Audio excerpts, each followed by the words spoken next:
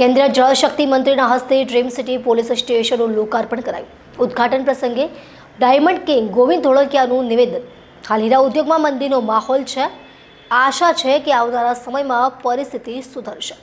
કેન્દ્રીય જળશક્તિ મંત્રી શ્રી સી.આર. પાટીલના હસ્તે ડ્રીમ સિટી પોલીસ સ્ટેશનનું લોકાર્પણ કરવામાં આવ્યું હતું। આ પોલીસ સ્ટેશન કાર્યરત થવાથી સુરતના નાગરિકોની સલામતી અને સુખાકારીમાં વધારો થશે।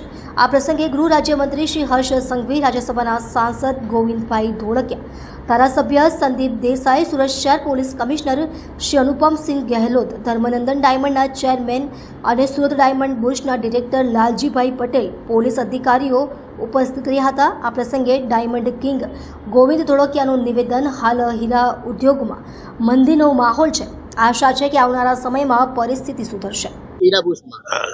આપણા સુરત ડાયમંડ બુર્સમાં ડ્રીમ સિટી પોલીસ સ્ટેશનની જે આજે ઉદ્ઘાટન થયું, એમાં આપણા પોલીસ કમિશનર શ્રી ગહેલોત સાહેબની મહેનત, ગુજરાત સરકારનો સપોર્ટ અને આપણે આ એરિયામાં જ્યારે ડાયમંડનો આટલું બધું વેલ્યુવાળી અહીંયા વસ્તુ આવે છે, કસ્ટમ છે, તો એના કેવી રીતે સેફ્ટી ને સિક્યુરિટી રહે એવો વિચાર કરીને જે આ police station dream city police સ્ટેશનનું આજે ઉદ્ઘાટન થયું એ બહુ જ સરાહનીય છે।